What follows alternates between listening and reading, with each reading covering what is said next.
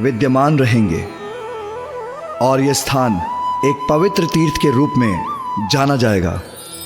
वैसे इस स्थान से एक और भी कथा जुड़ी है जिसका महत्व स्वयं में सर्वोपरि है। ये स्थान पार्वती का शक्तिपीठ तो पूर्व काल से ही है। माँ का शक्तिपीठ अर्थात पिताश्री? इसके पीछे भी एक लंबी कथा है। पुत्र, क्या तुम वो कथा सुनना चाहोगे? जी पिताश्री, कहिए ना। इसका संबंध तुम्हारी माँ के अतीत से है।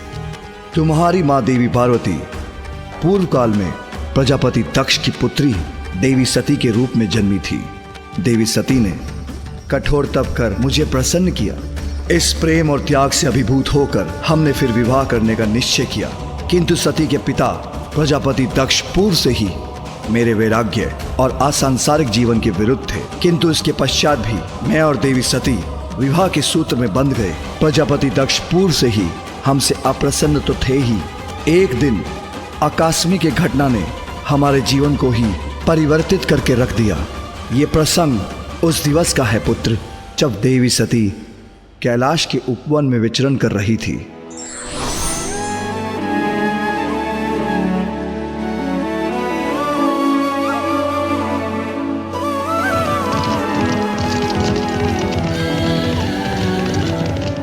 किसके रथ की ध्वनि है ये?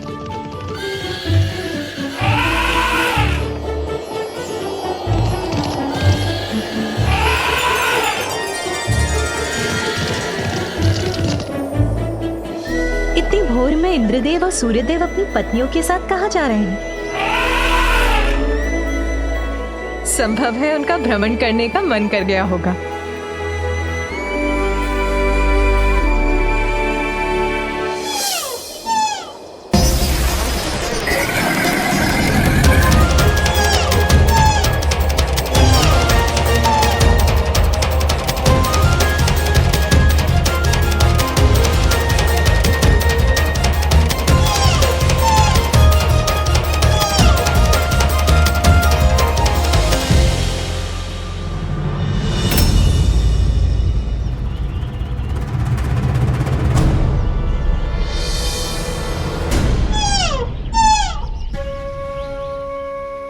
देवी रोहिणी ने मुझे देखकर भी अनदेखा क्यों कर दिया?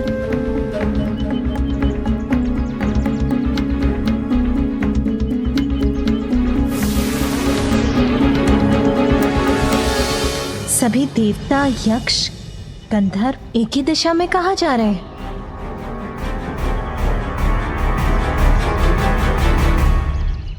नंदी जी, आज कहीं कोई भव्य उत्सव का आयोजन हो रहा है क्या, जहां सभी जा रहे हैं? सत्य कहूं भी तो कैसे माता, और असत्य आपसे कह नहीं सकता। माता, आपके पिताजी महाराज दक्ष प्रजापति ने एक महायज्ञ का आयोजन किया है। ये सभी वहां आमंत्रित हैं और अतिथि बनकर वहीं जा रहे हैं। पिताश्री ने महायज्ञ का आयोजन किया है? फिर तो महादेव और मुझे भी अवश्य निमंत्रण दिया होगा। किसी ने मुझे बताया क्यों नहीं? माता, आपको किसी ने इसलिए कुछ नहीं बताया क्योंकि आपके और महादेव के लिए वहां से निमंत्रण नहीं आया है।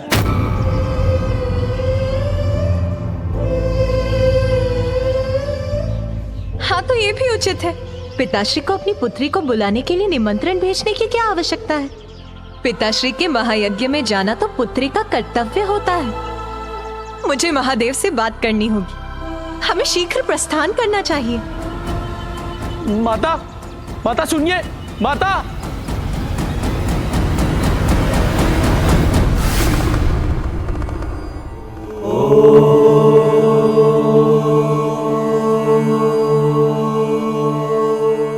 स्वामी, नाथ, मेरे पिता के यहाँ यज्ञ का आयोजन है, हमें वहां जाना चाहिए। नहीं सती, बिना निमंत्रण कहीं भी जाना अहित को आमंत्रण देना है। तुम्हारे पिता मेरे विरोधी हैं, इसलिए उनका जामाता होने पर भी उन्होंने हमें यज्ञ का निमंत्रण नहीं भेजा। और जहां आपका स्वागत न हो वहां जाना अनुचित है उमा, और उचित यही है कि वह अपना यज्ञ शांतिपूर्वक कर सके। मेरे पिता का निवास मेरा निवास है। वहाँ जाने के लिए निमंत्रण की आस लगाना अनुचित है, अनावश्यक है। स्वामी, पिताश्री के यज्ञ में सभी उपस्थित होंगे। उस विशाल सभा में सभी से भेंट करने का अवसर प्राप्त करने का आनंद आएगा। इसीलिए मेरा आपसे निवेदन है, आप भी चलिए वहाँ। सती, जो बिना बुलाए कहीं जाते हैं वो अनादर के पात्र बनते हैं। ऐसा अनादर जो मृत्यु से भी अधिक कष्टदायी होता है। अनादर कैसा स्वामी? अपने पिताश्री की सभी संतानों में उन्हें सर्वाधिक प्रिय मैं ही हूँ। आप उन्हें बिना समझे हट कर आए। क्या संभव है? आप आमंत्रण नहीं प्राप्त होने को अपना अनादर समझ बैठे हैं। सती, तुम्हारा पति हूं मैं, और तुम्हें समझाना मेरा कर्तव्य है कि यदि यज्ञ में वो हमारी उपस्थिति नहीं चाहते हैं तो हमें तुम्हारे पिता की इच्छा का मान रखना चाहिए। मेरे पिता की इच्छा स्वामी? हाँ सती, हमें वहां देखकर उनका क्रोध जागृत होगा और क्रोध से उनका यज्ञ असफल होगा। स्वामी, संभव है उन्होंने हमें निमंत्रण इसीलिए नहीं भेजा कि उन्हें ज्ञात है आप उनसे कितनी घृणा करते हैं। इसके विपरीत तुम्हारे पिता को ही मैं सदैव अप्रिय रहा, किंतु फिर भी तुमने मुझसे विवाह किया। जिस विवाह को स्वीकार करने के लिए ब्रह्मदेव ने उन्हें विवश किया, इस बात से वो आज तक व्यथित हैं, जिसके कारण वो मात्र मुझसे ही नहीं, वो तुमसे भी क्रोधित हैं।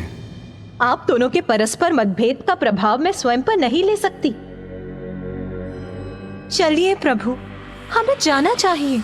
सती, इच्छा जब हठ का रूप ले लेती है तो उसका परिणाम सदैव विनाशकारी होता है।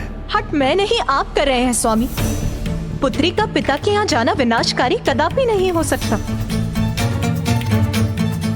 मैं आपसे निवेदन करती हूँ नाथ, यदि और कोई कारण नहीं है तो मेरी इच्छा पूर्ण करने के लिए ही वहां चलिए। सती, यदि तुम जाने का निर्णय ले ही चुकी हो तो मैं तुम्हें रोकूंगा नहीं, किंतु इसके बाद भी मैं कदापि तुम्हारे साथ नहीं जाऊंगा। अभी आप ही ने कहा कि हट उचित नहीं, और अब आप ही अपने हट पर अडिग हैं। उचित है फिर। मैं आपकी पत्नी अवश्य हूं, किंतु मैं अपने पिता की पुत्री भी हूं, इसीलिए मैं वहां अवश्य जाऊंगी। तुम तो इस बात का कि विवाह के उपरांत प्रथम बार मैं वहां अकेले ही जाने के लिए विवश हूं। जैसी तुम्हारी इच्छा, किंतु नंदी और अन्य गणों को अपने साथ लेके जाना।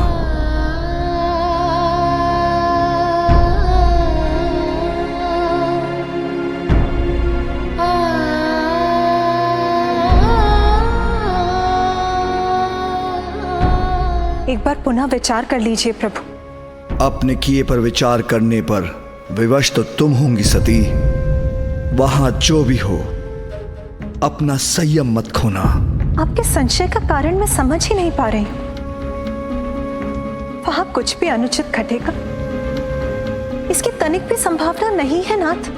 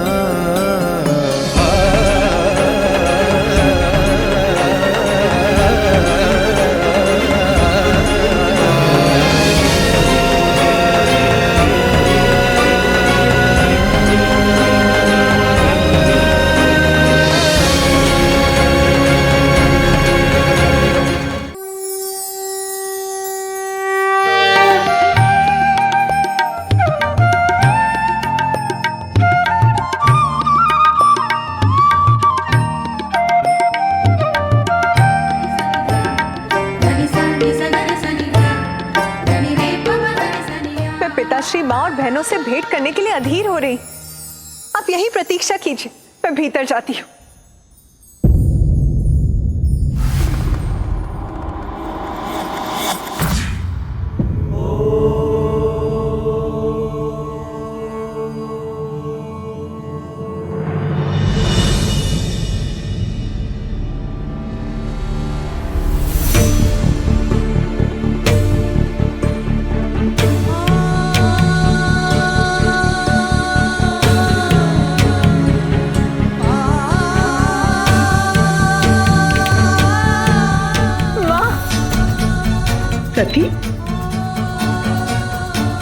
सती के यहाँ आने से कोई अनिष्ट न घटित हो जाए।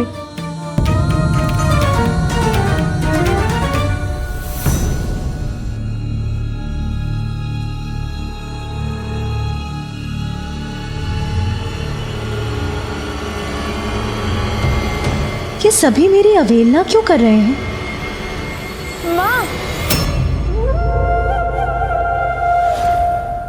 सती पुत्री, तुम यहाँ?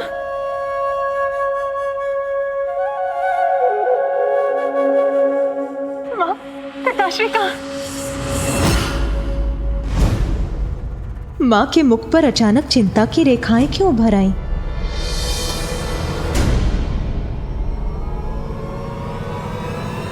पिताश्री,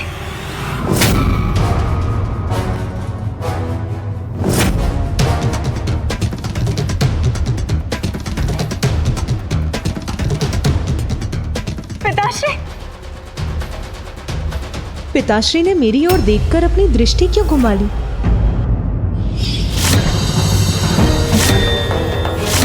पिताश्री के मुख पर आई इस दुखद भाव से प्रतीत होता है कि अवश्य ही वहाँ कोई अप्रिय घटना घटी होगी।